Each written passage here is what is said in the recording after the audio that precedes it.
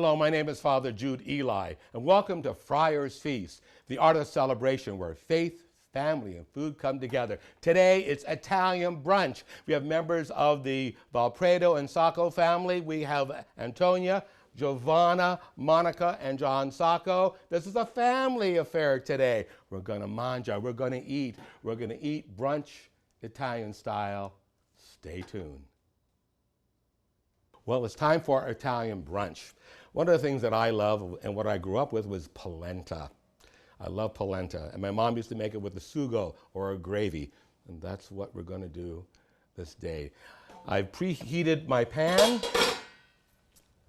and it's up to temp, so I'm going to add about 4 tablespoons of olive oil. Okay. I'm going to add some pico de gallo, and again, pico de gallo is tomatoes, onions, garlic, and parsley. Did you hear the sizzle? That means the pan is up to temp. So let's see what we're doing here. Let's check that around. Look at that, see? Nice and sizzling. That's what you want to have. That means it's going to cook quickly. Let's add some Italian spices. This will bloom the spice. It'll release the essential oils.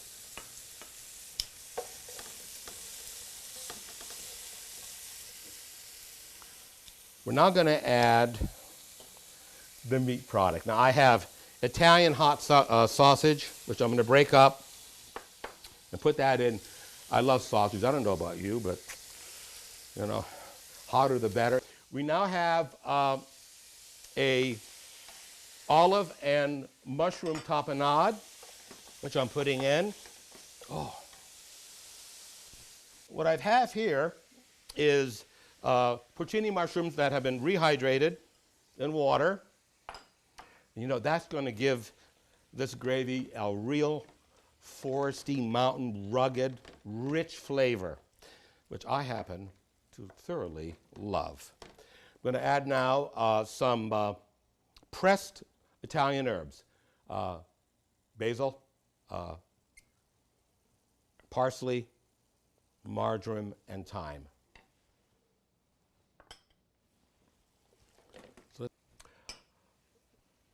This is fennel pollen. Fennel is an herb much like licorice celery. It has the consistency of celery, but the smell of licorice or anise. I love that smell. I love it. So this is cooking rather well. Okay, now let's add some mushrooms. These are portobellos. About a ½ pound. And notice, I like them large cut. I don't like anything minced. That's just me. And I want the mushrooms to cook so they extrude all of their juices and flavor the meat. Look at that. Now that's hefty. Now normally, some people say, well, where's the tomatoes? I don't use tomatoes. This is not a pasta sauce. This is a meat sauce. This is a meat gravy to be served over polenta with a fried egg. So I want big chunks. I love big chunks. Look at them. Isn't that hearty? I'm going to add some beef broth. There we go. About 2 cups. And of course, my ubiquitous and ever-present red pepper flake. 1/8 of a teaspoon. My garlic. Notice I'm adding it now. I don't want it to burn. And this is a puree of garlic so that it quickly emulsifies within the gravy.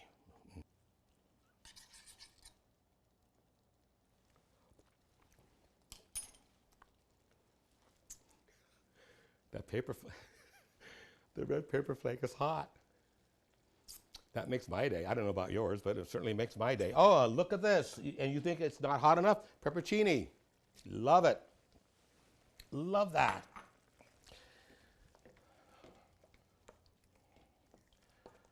Now, what I have here, over here, is a pot of boiling broth. And this is about 4 cups of broth. And what we're going to do now is, this is instant polenta. Yes, I could use the big grain and take 45 minutes. Well, I don't want to do that. I'll be honest with you. But before I do that, I'm going to add fresh chucked corn. This is uncooked. Now you say, well, why are you adding that? Because I want the crunch. Part of good cooking is where you have multiple mouth flavors and mouth texture. So you have crunchy, you have the smooth, you have the sweet, you have the sour, you have the spicy, you have the salty. That's what I want. So I put in the corn. I'm not going to cook it much because I'm now going to add the instant polenta. The polenta. Now, I'm going to add this to the point that it's creamy. Now, I don't want a thick polenta. I want something that just kind of perks up on your plate. I mean, this has to cook for a bit.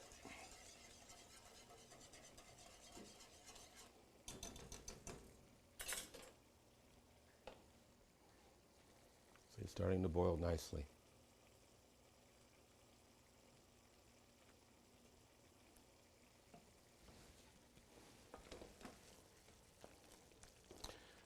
At this point, I'm going to add some mascarpone to our gravy.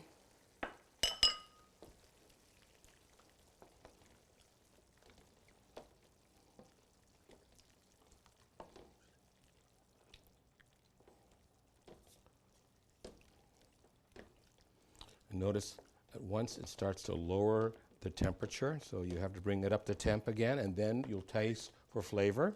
Taste for seasonings, okay? Let's see how our polenta is doing. I'm looking at the polenta, and I think it needs a little bit more body, so I'm going to add a little bit more. I want it runny, but not that runny. There we go.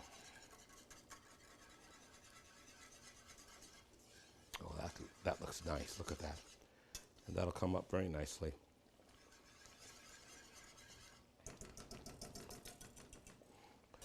When it spits like a volcano, that means that is good time. Oh, look at that. Now watch the goodness. Watch it. Oh, look at that. Oh, it's so wonderful.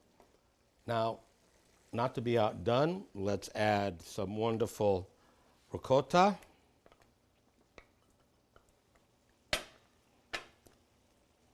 Make it nice and creamy. Look at that. Oh boy, does that look good.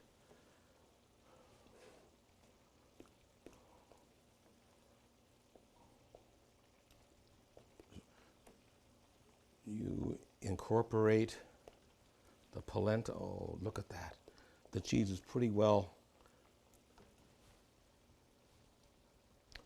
been incorporated. Now it's starting to thick up wonderfully. Castello Blue, I love it. Rich, robust flavor.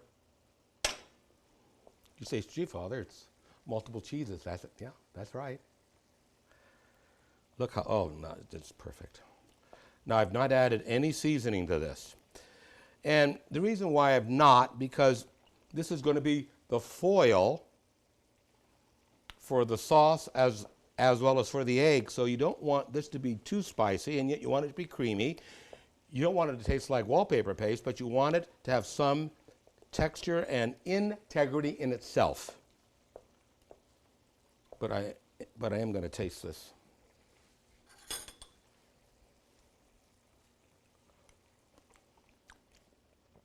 My God, that's perfect.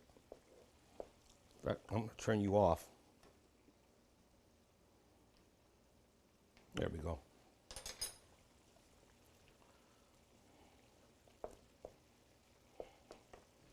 Put you over here. I'm going to make us like a single serving. Before I do, let's check our sauce.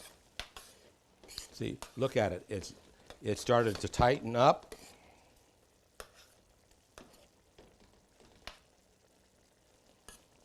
Boy, does that look good.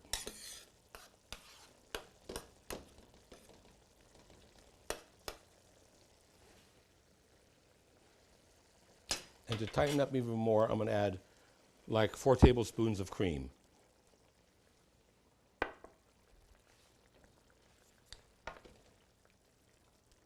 This will thicken it. We're almost there. Let's check on our polenta. Oh, perfect. Oh, boy. Look at that. Okay. And while that is cooking, let's start on our egg. We add a little bit of olive oil.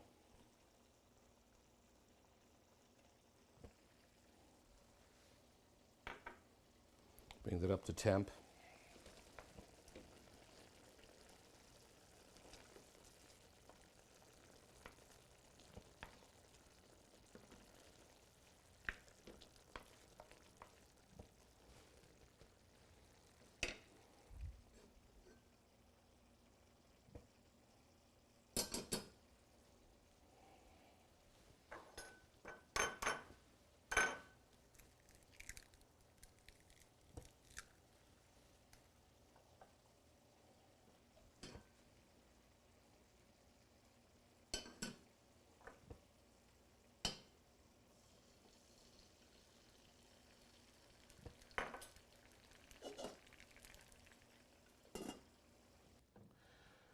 I love plating. Oh, look at that. Now, this is going to be a single serving.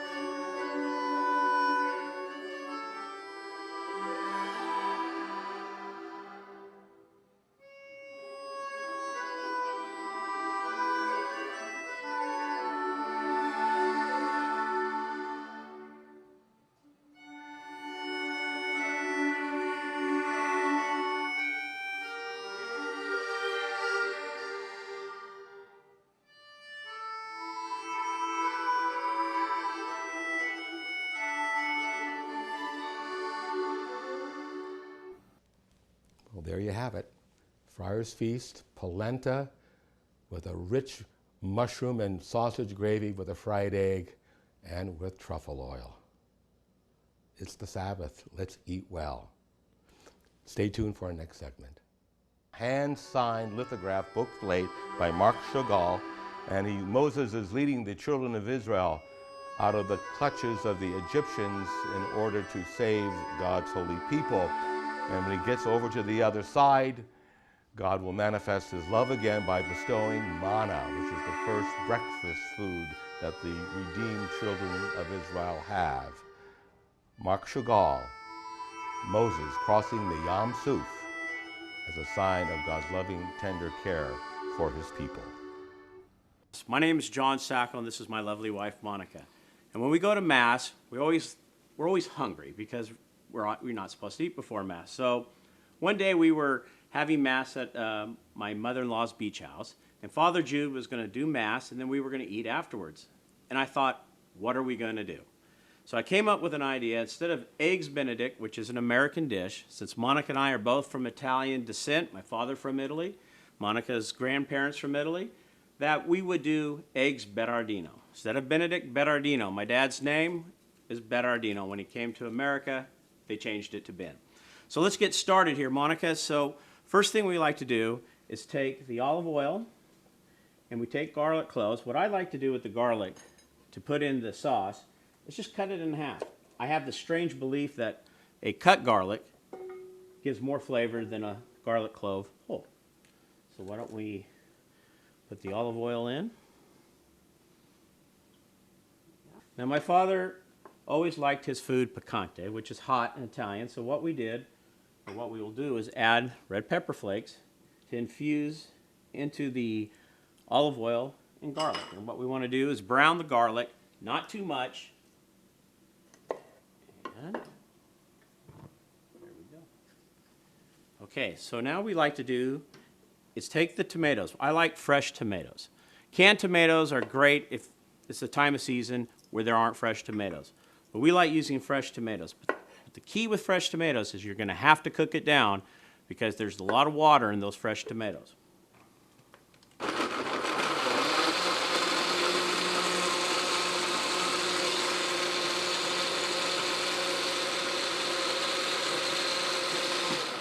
As you can see, the garlic is browning in the olive oil with the red pepper flakes. And when it gets a light brown, not very dark brown, it gives a bit more bitter taste if it gets too brown. Yeah. Let's add the tomatoes. Yeah, let's add the tomatoes. Okay. Just want to tan the garlic cloves just nice and brown. Pour the sauce in. Okay. Most people wonder, how do you season your pasta sauce? Well, it's pretty simple. Salt, pepper, a little garlic powder. You don't have to since you have the garlic. You add pepper. And one thing I do is I don't add all the salt up front. You have to taste your food and your pasta sauce so that you don't oversalt it. Taste it as you go, and then you add a little bit of salt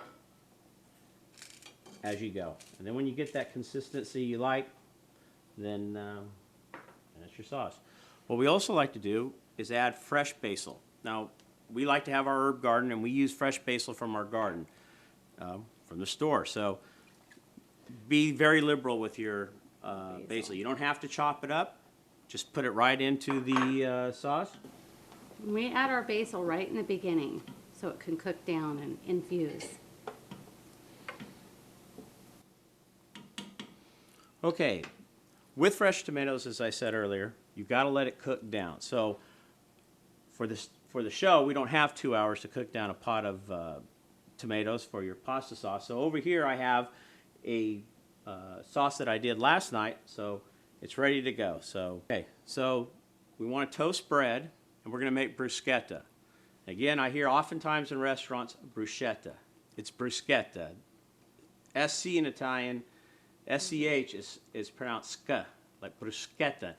In English, we pronounce it sh. So that's why you hear so many times people say bruschetta. The proper enunciation is bruschetta. So here we have the bread. Take any sourdough, French bread, and cut it into, Good sized pieces. so this way you're going to put your prosciutto instead of your Canadian ham. That would be an eggs Benedict. And then we're going to put the egg on top. So you need a nice big loaf that you can place an egg on. So we're going to just put this in the oven. Now for your pasta sauce, there's a couple things you can do. If your tomato might be a little bitter, add a little sugar if you'd like. I don't always do it. It depends on the taste at the time. So those are little alternatives. You can always put a little twist to your own pasta sauce to the taste buds that you have. So it isn't always more is better. Actually, less is more. You're going to get more flavor with less ingredients. Again, my opinion, Monica and I have been playing in the kitchen with pasta sauce for almost 17 years now. Now the prosciutto, if you notice, doesn't have the white fat that you would see in normal prosciutto. We pull it off for the sake. It makes it a little tough when you eat. And what we're going to do is we're going to cook it up a little bit, not much. Turn that on. Yeah. Turn it on.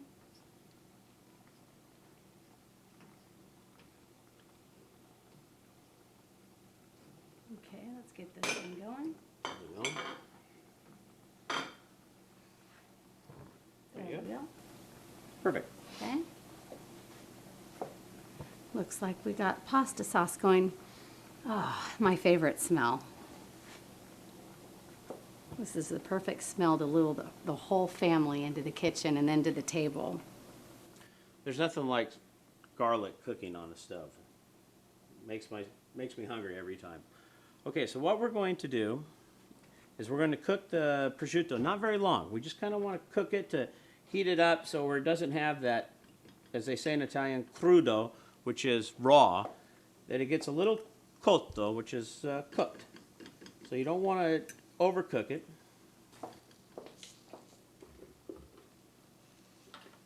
How are we doing there? We're good. Good? We're just about done, really. So this is really only a couple minutes to get your prosciutto lightly cooked. Again, prosciutto instead of Canadian ham. So very simple.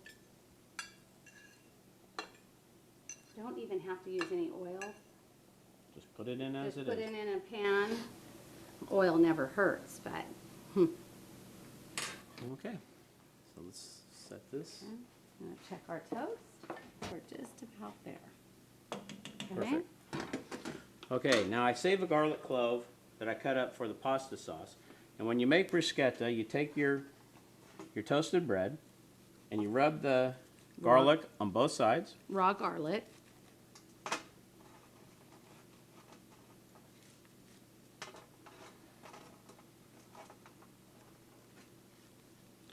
Now, I like to add a little salt and pepper to the bread.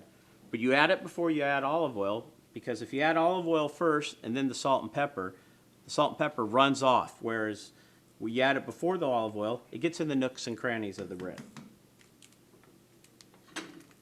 Not a lot.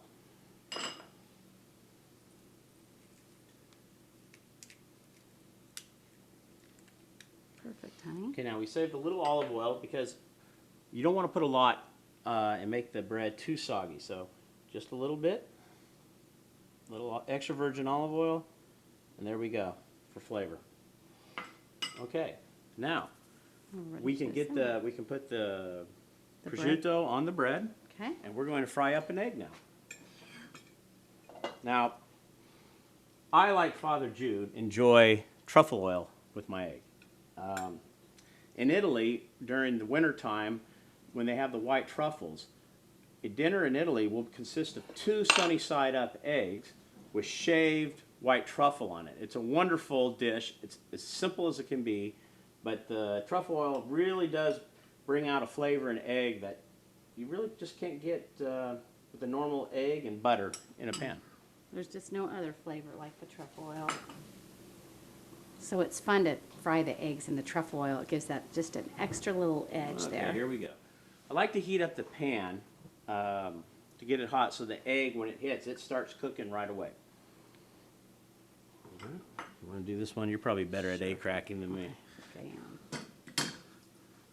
Love cracking the egg. Excellent.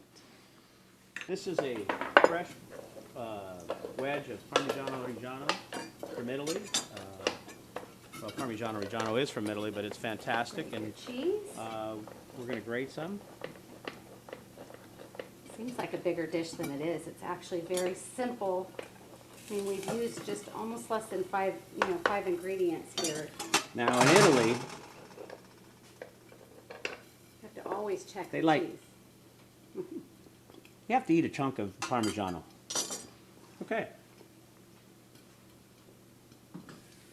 Our egg. Perfect. John, you Perfectly make the best cooked. eggs. Okay. Right here, honey.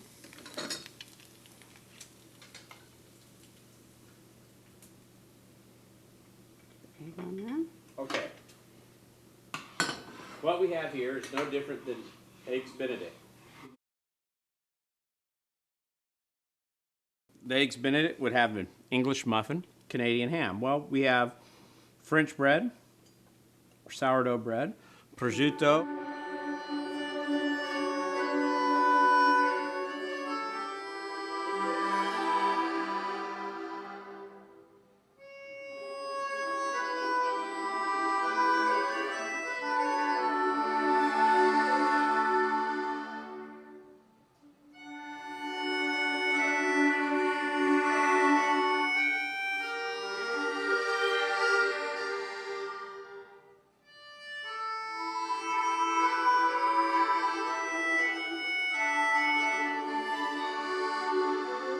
There. And there you have it. There it is. Eggs Buon Berardino. appetito. Buon appetito. Hi everybody, today I am making a dipping sauce to complement our eggs Bernardino, and I am using mascarpone cheese. I love mascarpone cheese. It has a delicious flavor and it's very rich and creamy. Now I am going to take my mascarpone and put it in a bowl, and I'm going to use, see how creamy it is? Love it. Okay. And I'm going to use some, that is good. I'm going to use some honey to give it more of a sweet flavor. About maybe a couple tablespoons of honey, depends. Okay, put the honey in there. And I'm just going to mix it up. Now the mascarpone cheese has a semi-sweet flavor, so adding the honey is going to make it even more sweet. Now with our mascarpone, we're going to be using some cantaloupe. That's my job. I get to cook with my granddaughter. There's nothing better. She's getting better all the time, outdoing me. So we'll just take these seeds out of here. Slice up a little slice here. Make them as however thin or thick you like. Now our mascarpone is going to go over the cantaloupe. Oh, I can't wait. It's going to be so Really a delicious. nice compliment to the egg. It's so easy too. I mean, 3 ingredients practically. Okay, let me just put it like that, sweetheart. Yep. Okay. Look at that. And mascarpone can go over any fruit, or it can be served as a dip to any fruit. I mean, strawberries, whatever is in season. Well, it's so good. You'll love it. You'll You be can just converted. eat it without Yeah, it. seriously. Which we do And earlier, sometimes. Father Jude used it as a savory item to thicken up his gravy. So it can either go sweet or savory, both ways. Okay, honey, how's this looking? Perfect. Okay. Okay, I'm just going to take a little bit of the mascarpone and just lay it here right next to the cantaloupe. Okay, and you can just like cut it up, dip it in, maybe a little bit on top of the cantaloupe, so you can eat it while you're eating the cantaloupe. Always delicious. What do you think about this, Noni? I think it looks really good. I'm really excited about you cooking. Yum. And this is our mascarpone cream with cantaloupe.